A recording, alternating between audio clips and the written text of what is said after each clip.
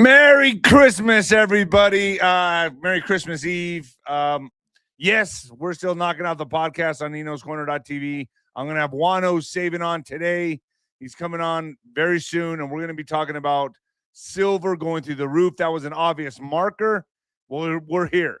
I also have a 𝗬𝗏𝗶𝗀 show premiering tonight, I think at 7 p.m. So you're going to get a double dose. Juanito and 𝗬𝗏𝗀 today on Nino's Corner YouTube channel. And then today, after this broadcast, we're going to 𝗬𝗏𝗠𝗏𝗏TV, Juanito and I, and we're going to discuss more in length what's to be expected. So what's next? What can happen? What's next? First, before we get into that, folks, hit the notification button, folks. Share, like, subscribe, do all that good stuff. Help me help you. Help me help you. And I got to say something, man. I've met some really cool people over the holidays in Santa Fe. Julie, Merry Christmas, Julie. You guys are awesome there at the store. I forgot the name of the store, but it's in Santa Fe. You guys are great. Great people. I'll see you again. I'll be up there very soon. Also, I met some very good people at Pelican's Restaurant.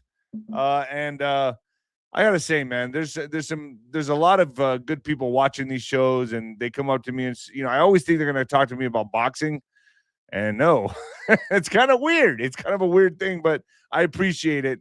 And thank you all. I'm going to be sober for 6 years, December 26th. So just in another day, 6 years sobriety. Wow. Can't believe it. Folks, Venmo, 𝗬𝗏𝗏1977, 𝗬𝗏𝗏1977. If you feel like giving me a Christmas gift, I'll be full of Christmas cheer. Also, folks, when the lights go out on Amazon, like I said, please leave an honest review. It's a great stocking stuffer, like Sancho used to be, a stocking stuffer. Also, folks, the Mexican Mix, that's also on Amazon. Please leave an honest review. That's my mama's book. And, folks, get your good brew. Get your good brew. This is one of my favorite supplements, hands down. Good brew changes everything. An organic prebiotic. It's prebiotic fiber.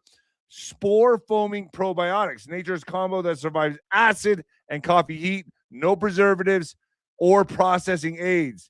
Just 1 or 2 scoops a day, and it doesn't change the flavor of your coffee. Backed by over 25 clinical studies, 20% better protein absorption, immune boost, supports digestion, and many users say it stops their acid reflux and indigestion. It's amazing. GERD, consumption or constipation, improved mood, and athletic performance. I'm benefiting from less stress, a better mood, feeling unstoppable overall. This is an amazing supplement. Go to goodbrew.com and get started. The link's down below, and start being a regular, if you know what I mean. Yeah. All right, so let's get into this. 𝗬𝗏𝗠𝗏𝗏TV is still 50% off all annuals, and Juan will be the general in the general's tent. Sancho Claus. There it is. Yes, 50% off all annuals, and the general's tent is the 26th with 𝗬𝗏𝗠𝗏𝗏. And that's at 5 p.m. the 26th, the day after Christmas. So get over there, get started. All annuals 50% off right now. 𝗬𝗏𝗠𝗏𝗏TV right now has SGN on it. We have Mike Fury giving a defense contractor giving us a Venezuelan update. We have the Ghost coming. We have 𝗬𝗏𝗠𝗏𝗏. We have John Burke. Now, John Burke is a scientist, studies. I guess he's a scientist. I'm going to call him a scientist, an expert. Let's say expert on NDEs, near-death experiences.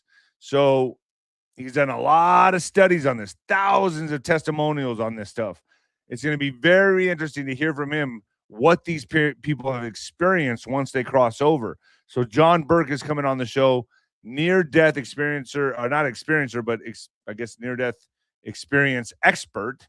And I think that's going to be an incredible show. So I can't wait for that. And without further ado, folks, you might want to turn it down or turn it up this Christmas Eve. If you have family around you, welcome. Welcome to Nino's show. Here we go.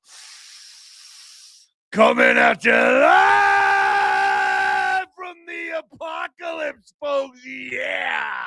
Bust out that cigar. Smoke a cigar. Take out that whiskey on the rocks and kick back with Nino. Throw some Baileys in the coffee. I don't do that anymore, but I remember those days. It was fun. I'm not going to say it wasn't fun. I have zero regrets. Sancho has zero regrets. All right, so here we go. So Trump to take Venezuela. America braces for terror events, and silver has gone way past the marker. So as Trump readies for war with Venezuela, Federal Reserve and the deep state arrests, yet braces for the backlash of retaliation here in America. It was pretty crazy. Last night, I was walking at about 9 p.m. here in El Paso, and I was walking down the street at my parents' house. I'm doing a lot of walking now because it just untangles a lot of spider webs, cobwebs in my head. Like I just a lot of frustration that I'm going through with my parents right now. And I was looking up, and I just kept hearing helicopter sounds all over the night sky. And I'm looking around. I'm like, man, I don't see these helicopters, but they're all over the place. Well, then I saw one fly over me, and they didn't have their lights on. So I counted 4 of them, no lights on, flying around my area. And I was like, this must be it has to be some kind of military operation. It looked really crazy to me, very suspicious, but I couldn't make out what the helicopter was, but all their lights were off, and there was 4 of them just circling around me. I was like, shit, are they watching me? Did they not like the Nino show? I don't know. But now that silver is sailing past 70, and 70 was a marker. You've heard Juan talk about it. You've even heard 𝗶𝗱𝗀𝗍 talk about it. When did the dominoes fall? And I'm going to ask Juanito this. There's no way the Federal Reserve or the economy can sustain this. What event or events will send this to the moon, basically, is what I'm trying to say here. When will the attack be on Venezuela? Will it be the attack on Venezuela? Will an event or series of events happen here in America? San Francisco just went dark. Was that a beta test? I'm asking the questions here. Supreme Court rules against National Guard troops in Chicago. Why? Rumors of New York to be hit. And they even said during the holidays, we'll find out soon, right? What is going to happen now that we've hit the marker that 𝗶𝗱𝗀𝗍 and 𝗬𝗏 have been talking about and warning about for years? Well, we're here now. It is past 70 and climbing. So what is going to happen? I'm going to bring 𝗬𝗏 on very shortly to discuss this. But first, second big batch of Epstein files include many mentions of Trump. I don't know. Now, I'd like to get these articles from liberal left-wing syndicates, so let's see what they have to say there. 3 days after releasing a large trench of Jeffrey Epstein documents that contained few mentions of President Donald Trump, the Justice Department disclosed thousands more files that include wide-ranging references to the president.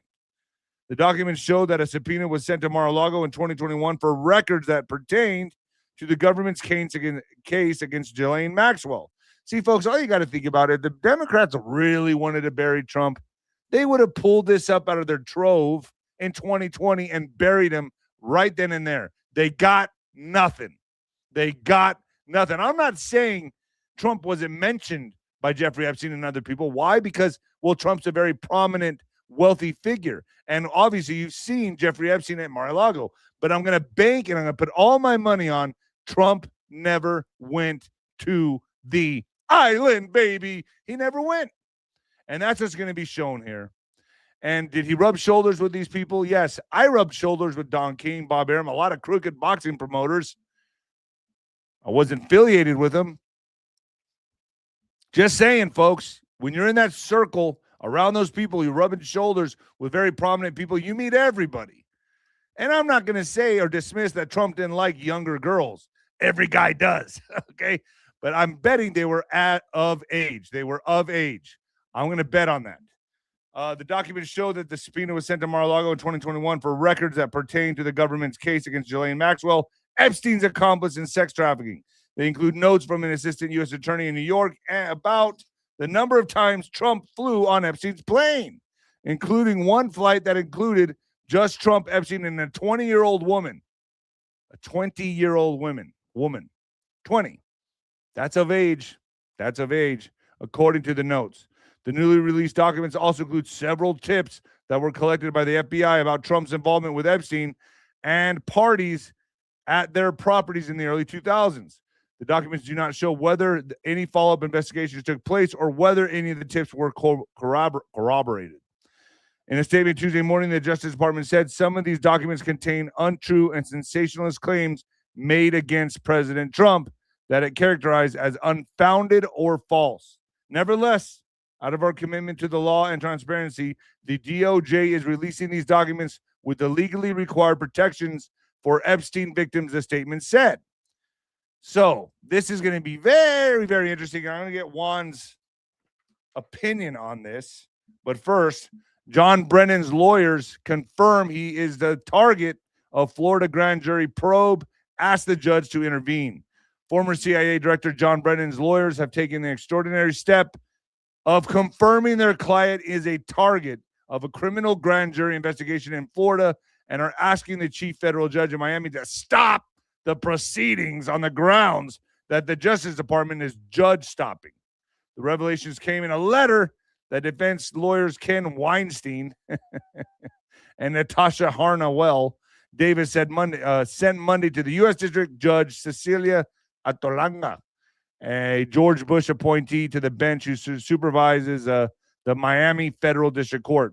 Weinstein and Davis revealed they have been informed by U.S. Attorney Jason Redding Quinones in Miami that the grand jury is investigating Brennan's role in the 2016-27 Russia collusion probe that has since been discredited, including a CIA assessment that Russian President Vladimir Putin tried to help Trump in the 2016 election.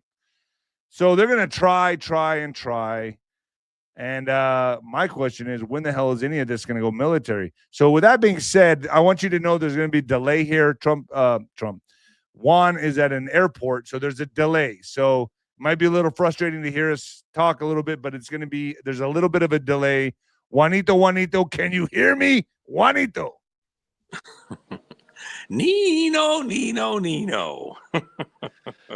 We're back at it, folks. So Juan, let's just start with Venezuela. Silver is now it's sailing past 70. It's hit the marker you've always talked about.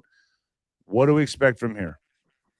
Well, I wasn't always talking about it. This year, at the beginning of the year, I was saying that I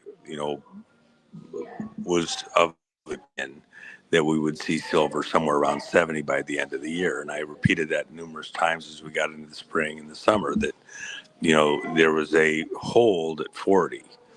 And when it broke through 40, it would go pretty decisively, fairly quickly to 70. And that's exactly what's happened.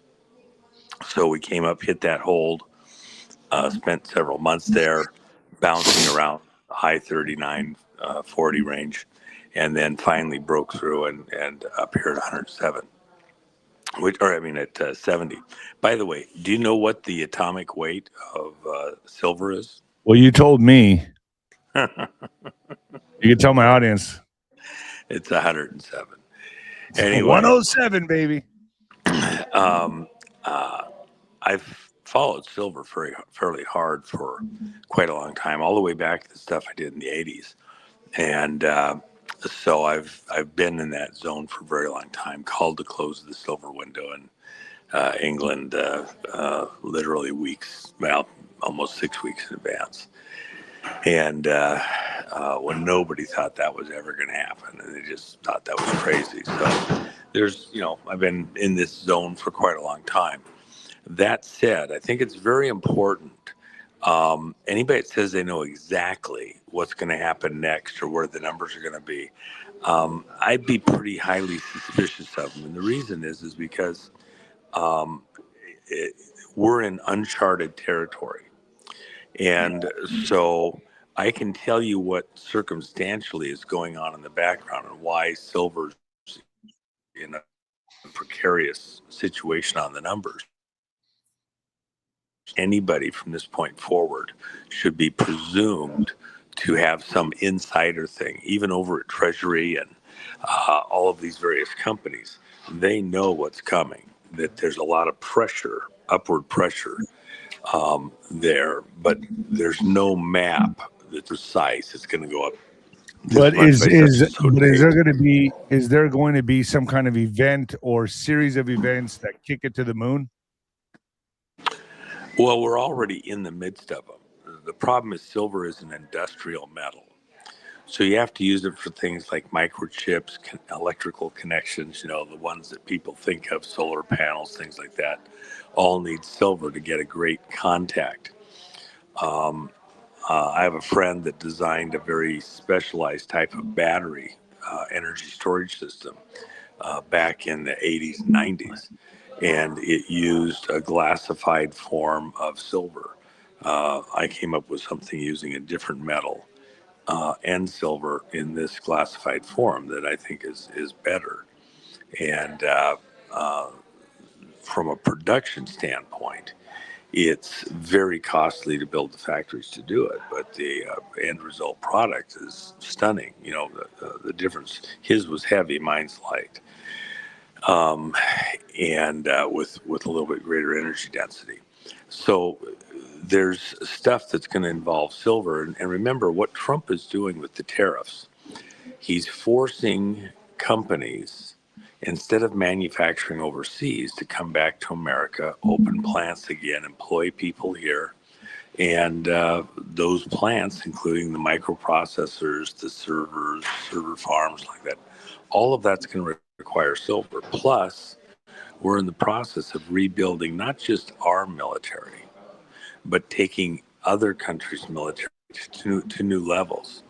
These multi-billion-dollar deals, Saudi Arabia, Qatar, other places. So there's, and those weapon systems will be built here at home. So domestically, we're going to have an increased need for silver here at home. Silver coming in from outside the country is going to come in through a tariff wall. So you're going to have to pay higher numbers. And the reason for that, there's a huge, very important logical reason for this.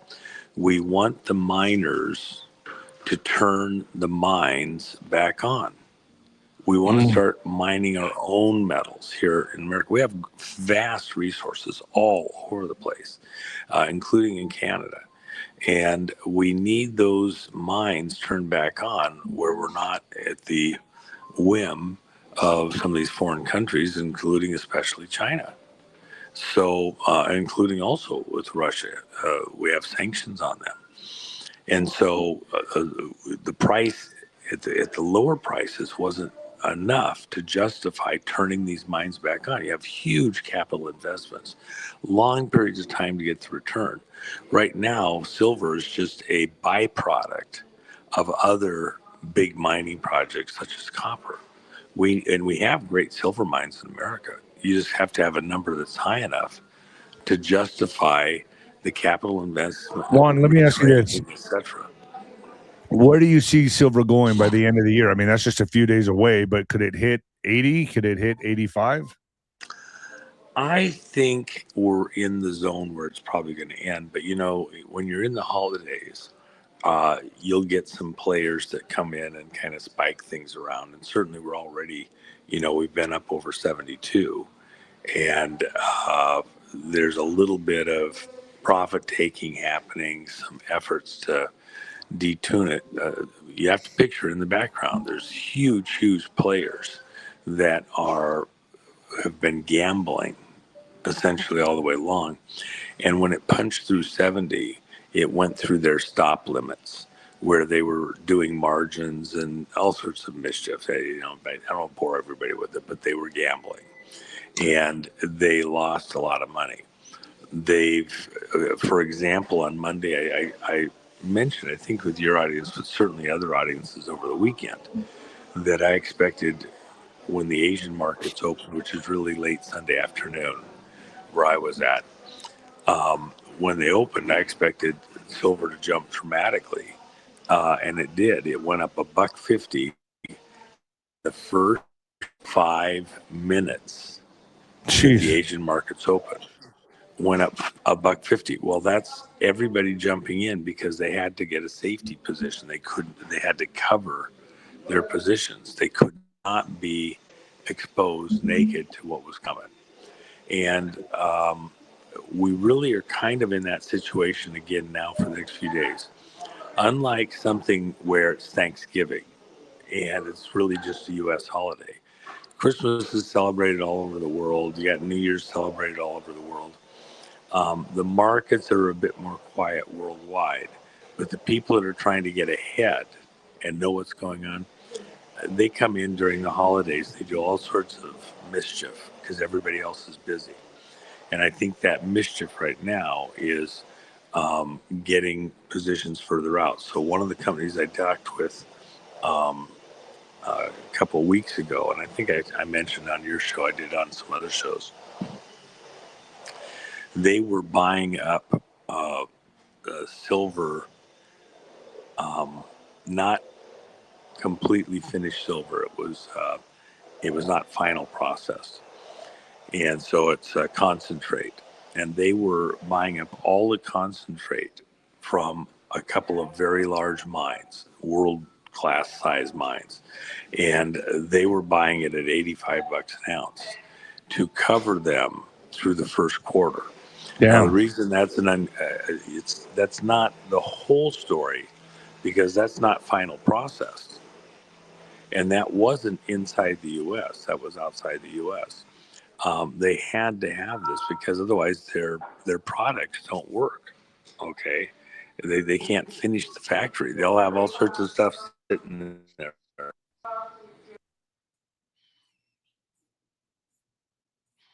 Juanito, you just muted. Juanito, you hit the mute button. Oh, there we go. Sorry about that, bro. So anyway, you got this all out there. It's gonna be a son of a gun. So go ahead. So Juan, so like where we're at right now with Venezuela, can you give us any updates on that? Is that going to be, is once we start striking Venezuela or whatever we decide to do there, we're already confiscating a lot of the oil tankers. I heard a lot of illegal items are within those oil tankers. They're seizing all of them, correct? They're just letting humanitarian aid go through into Venezuela. When do we start the strikes, or when's a good time that we would probably start the strikes? Will that shoot silver through the moon? And could we expect retaliation here on America's homeland in cities like San Francisco, Baltimore, Chicago, New York? I mean, are we expecting anything like that? Well, I've not believed all the way along, and I've kind of hinted at this. I don't think President Trump wants to go to war. Even when he had his news conference the other day, his report card on the economy, I was like, well, Trump, I don't think he's going to do what people think he's going to do. He's a pretty crafty guy. He's not going to telegraph to them that he's about to, go to war with them. And that did not happen. Well, he has all our stuff over there, all our Navy. he does what he's done. You gotta slow down and understand what he's doing. By having overwhelming force there to enforce what he wants, which is we're going to cut off the food supply, if you will, for these gangs out of Venezuela and their ability to move around. He doesn't have to go to war. He's just doing a blockade. And let me tell you something that is virtually nobody understands this, even within the military. I put on a couple of conferences, several, and supported a wing of a university looking at the geopolitics of energy. Fairly serious stuff, because energy makes the world go round.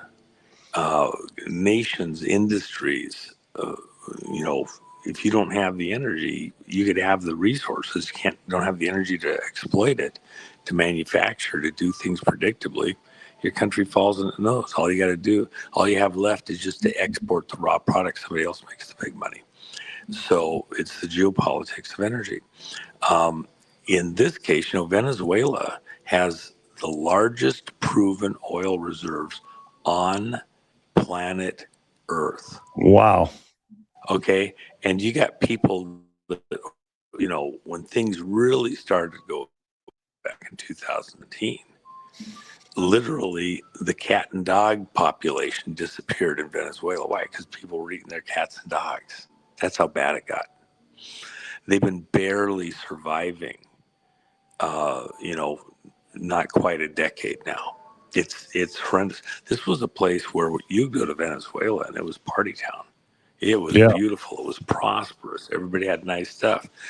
And Maduro regime and as before it, they stripped the country bare with their policies, their bullshit. And but here's the trick: when Trump cut off the ability to move oil tankers in, fuel up, and go off to the world, and we're stopping them, we're seizing them, holding them right where they're at, he turned off the garden hose for oil coming out of the wells in the largest oil preserves in the world. Here's the problem for him: you can't just turn off the spigot on an oil well. It operates by capillary action. And so if you just try to stop a well, stop it from flowing oil, you'll destroy the wellhead. Right now, because they don't have anywhere to put the oil, they're putting it in tanks, they were putting it in ships, they're backed up to outer space. They don't have anywhere to put the oil. If they stop flowing the oil, you have to cap off the wellhead, repressurize it, go down and do a whole new wellhead. They've got months before the ability to do what they want to do with these proven reserves just stops. They'll have to cap off and they'll be destroyed. You got to talk about go ahead. So what is Maduro going to do here? I've heard that he's outfitting and providing arms to his citizens in case of a land invasion. He's giving his citizens AR-15s, rifles. This is pretty wild stuff. I've never heard of this happening anywhere. This is okay. Let me help you out. Okay. The reason everybody has to take a deep, what Trump and generals have done, they've created a situation where if Maduro doesn't yield soon enough, their ability to pump oil to keep the country alive is going to go to you. They'll have to have a huge project. It'll take a decade. Everybody help them out to fix the problem. It's about to be embedded into their system. One of the largest oil fields in the world, the Rockefeller field. Chevron wanted it. That was a big drama back last spring. 𝗵𝗵𝗶𝗹 and right, they were trying to. Rick Grinnell met over at the Kennedy Center. I know the whole thing with the executive there at Kennedy Center trying to work a private deal and then force Trump's hand. To allow them to go in and work this deal, which would have been worth billions and billions and billions. And Maduro would probably be guaranteed to stay in office as long as he wanted to. So fortunately, Trump and the people around him kicked that, in the nuts hard. But you're not a kind of a Bush Rockefeller operation. But here's the deal, Nino. They don't have a year. They don't have 6 months. They've got months to work a deal and keep the oil flowing before they'll have so much damage to their oil fields. It'll be a decade before they're pumping oil again in any significance. Do you understand what I'm saying? Got it. Yeah. Because those ships have to come and go and keep, because they don't have enough tankage.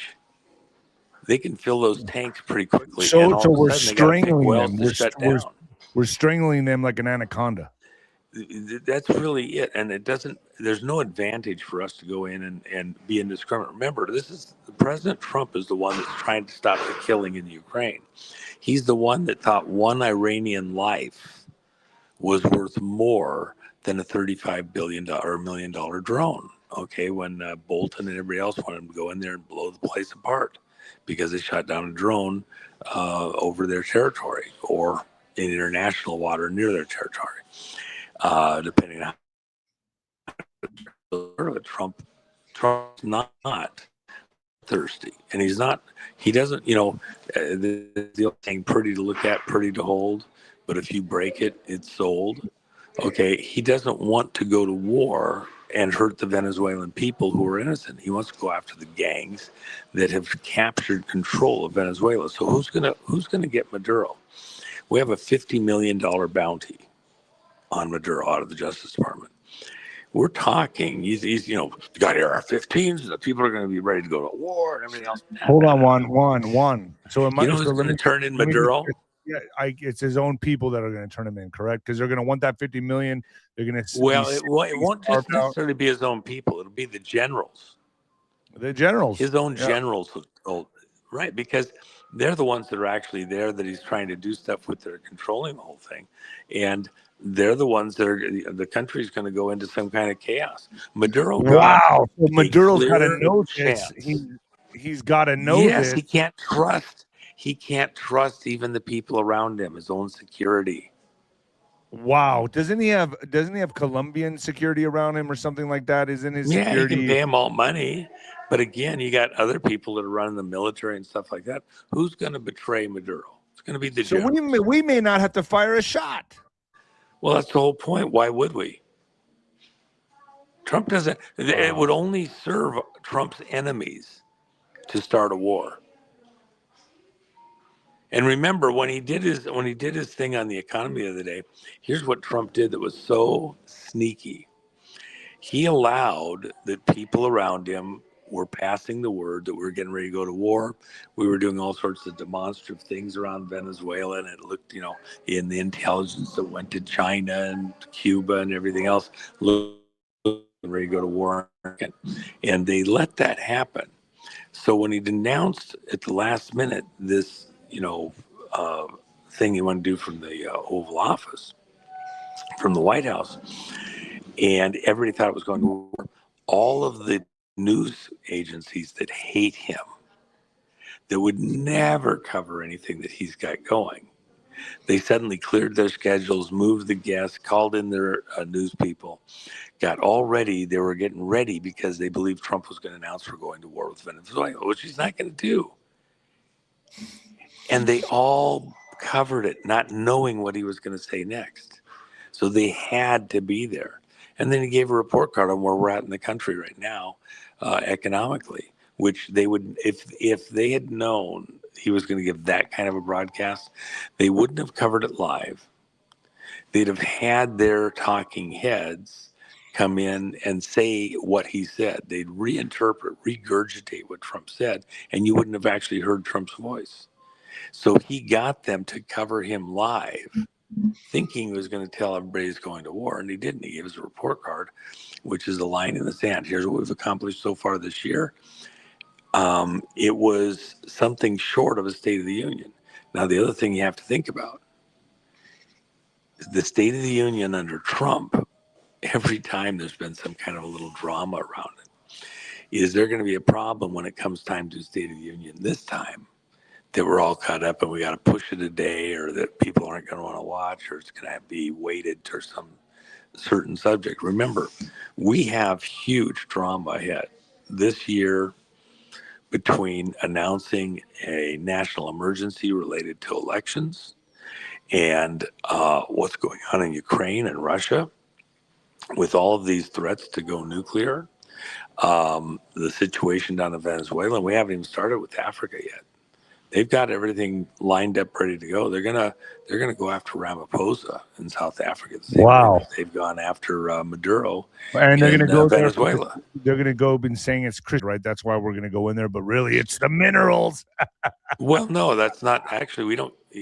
What we're trying to do is, the drugs that were being manufactured in Venezuela that were going out on these ships. One of the key places they were going is South Africa, and then.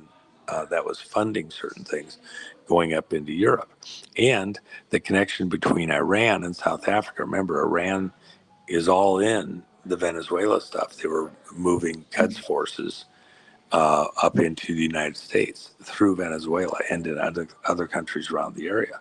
They're doing the same thing in South Africa. Ramaphosa is funding terrorism, just like Maduro. And then they were the neighboring countries across Central and Northern Africa, stealing the minerals. Like they don't have enough minerals in South Africa. Yeah, they got billionaires there that have been sending their own armies into places like Democratic Republic of Congo and stealing the resources, mostly because China wants the cobalt there. A critical resource. And they're Congo of the cobalt, killed millions. Iran was behind that. Juan, so let me ask you this. What about, like, you know, the Democratic hellholes? You've always talked about that we could lose some cities here in America. Do you still are you still under that belief, or do you think that we've gone past that? Do you think Trump has done enough to nullify or neutralize that threat, or do we still stand to lose? You said 14 cities, to be exact, 14 cities in America Well, due hold to on. Let's protest put riots. it in the right. Let's not overstate it. It's not lose the cities. They're not going to be destroyed. Nobody's nuking them. Those are the cities that will be the fallback positions for.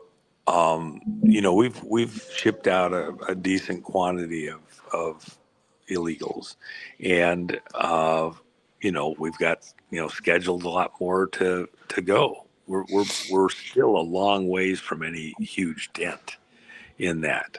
A lot of people are self-deporting. Juan, there's But only been the number is like 500,000, correct? I mean, there's still 50 well, million. if you include the self-deporting, it's probably closer to 1 million. But That's still a dent for 50 it's a million dent, people are here. and we've gone after a lot of the criminals within this early stuff. They want to send 25 million out. There's probably 50 million here. There's some work to be done in there. As this heat up, and with the ice and like that, things going on, mayors telling you, well, I apologize, somebody's got a vacuum going here. Yeah, it's a fallback position at those 14 cities. That's what it is. What about the U.S. Supreme Court Sorry. rejects? Let me ask you this one. U.S. Supreme Court rejects Trump's military deployment in Chicago area. The U.S. Supreme Court has refused on Tuesday to let Donald Trump send National Guard troops to Chicago, the Chicago area, as the Republican president expands the use of the military for domestic purposes in growing number of Democratic-led jurisdictions. A policy critics call an effort to punish adversaries and stifle dissent. The justices denied the Justice Department's request to lift the judge's order that has blocked the deployment of hundreds of National Guard personnel in a legal challenge brought by Illinois state officials and local leaders. The department had asked to allow the deployment while the litigation plays out, so they have stopped it. What's your thoughts on that? And what's your thoughts on San Francisco having that blackout? Was that like a beta test? Chicago not allowing troops, San Francisco having a blackout, and the rumors that New York could be hit with some kind of terrorist event. Well, again, that's a temporary block. It's not a permanent block. And in certain circumstances, if you have a national emergency declared by the president, he can do a lot of stuff with the military he can't do in a policing action. And remember, at the core of everything that's happened, I don't care what, people don't want to hear this. America was attacked. It was an act of war. It was aimed at the elections, but the tool that was used in large measure was that everybody was supposed to take. And now that we have enough data on that, we have the proof that will be these patients that happen this year. So in the course of that, if as a matter of national security, Trump has to order troops somewhere, no judge can stop him. No judge can stop him. And so the circumstances right now are one thing. When it comes time, it could very easily change and morph differently. And the fallback position is these 14 cities that have gone all in against ICE, against the president. What's going to happen in these 14 cities? What will happen in these 14 cities? What can we expect? Well, they're self-centralizing. And, the mayors, the politicians in those areas are inviting these people in as a fallback position. Okay, so they'll go there. They'll self-centralize. We're still going to come in and get them and deport them. It's just like what we did in Trump have to sign the Insurrection Act? Well, he that's still an option for him, and that he hasn't done it prematurely doesn't mean it's not still on the table, or in fact even a great idea. There are thresholds where you have to take certain action. There's a lot of people out there, please just arrest somebody, for Pete's sakes, you got to arrest, they're losing patience. Do you blame them? I will a lot of serve people no are pissed wine. off. I'm pissed off, but I also know that I'll serve no wine before it's time. Yeah, but a lot of people thought this would have happened this last fall. It hasn't happened. I mean, people are losing faith. I don't care what they thought. Okay, this is an important point, Nino. Are we having gas station attendants and soccer moms making military decisions? And you have to put it in the context. I love the citizens. The people have great senses. However, did you know, all of you that want to do this, did you know for a fact, could you prove 10 years ago, 7 years ago, 5 years ago, did you know with any excruciatingly minute detail that you could prove in a court of law that we were attacked as an act of war by foreign countries within the vote? No, but you can now, correct? Now we can. And there was other things that are tied into that. It was an attack. Remember, it wasn't just the United States. It was 71 other countries besides the United States. The whole planet was attacked by these globalista. And so in fighting that back, including arrests, timing is everything. You have multiple grand juries. You've got the stuff with Brennan right now.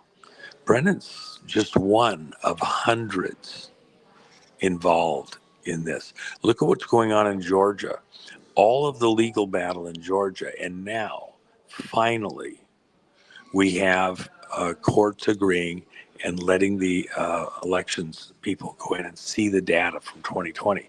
5 years later, and then they admit that there's 315,000 votes that are fraudulent in there. Think about that. 315,000 in elections that only, a few hundred in some places, a couple thousand made all the difference. And you got 315,000 votes you can't account for. Over in Hawaii, in Hawaii County, just shy of 20,000 votes that were supposedly mail-ins, but there's no envelopes. They never went through the post office. It's impossible. And then they had races all up and down the ballot that were decided by a few tens of votes. Okay. And they got 20,000 just in one county. The state of Hawaii is the most unaccountable state of all. It's insane. And the governor isn't governing. He's ruling by emergency decrees and orders. The racketeering that's going on in Hawaii is completely off the charts. But I can tell you the same thing: Alaska, Nevada, Utah, California, Washington, Oregon, Pennsylvania, Wisconsin, Michigan, Minneapolis, Minnesota. Yeah. Juanito, so let's take this to the back channel right now, Nino'sCorner.tv. But first, you want to stick around for some What the Fuck news? Sure.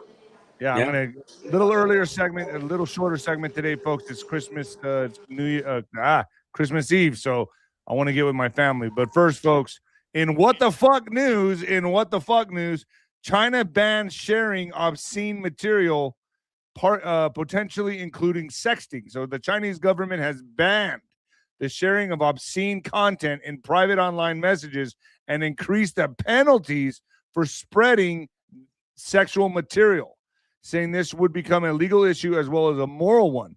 The new regulations will take effect on January 1st, represent Beijing's latest effort to enforce tight control over the Chinese internet ecosystem, with a vast censorship architecture rooting out both discussion of politically sensitive issues as well as maintaining a clean online environment. Welcome to communism, folks. And that being said, also, Australia has now banned social media for minors. I don't know how I feel about this. It feels to me they're taking away people's freedoms for their own safety. And that's the way I see it. Folks, I appreciate you joining me today. We're going to cut a little early. I got Juan for about another 25, 30 minutes, so I'm going to go to the back channel, ninoscorner.tv. Get over there. 50% off right now on all annuals. I will continue this conversation with Juan over there. And go to thejennifermack.com, thejennifermack.com, and get your silver. All right, folks, we're out of here. Thank you, Juanito. Thank you, Alex. You guys go and enjoy your families, everybody. And the new heavyweight champion of podcasting and the black sheep of broadcasting, folks.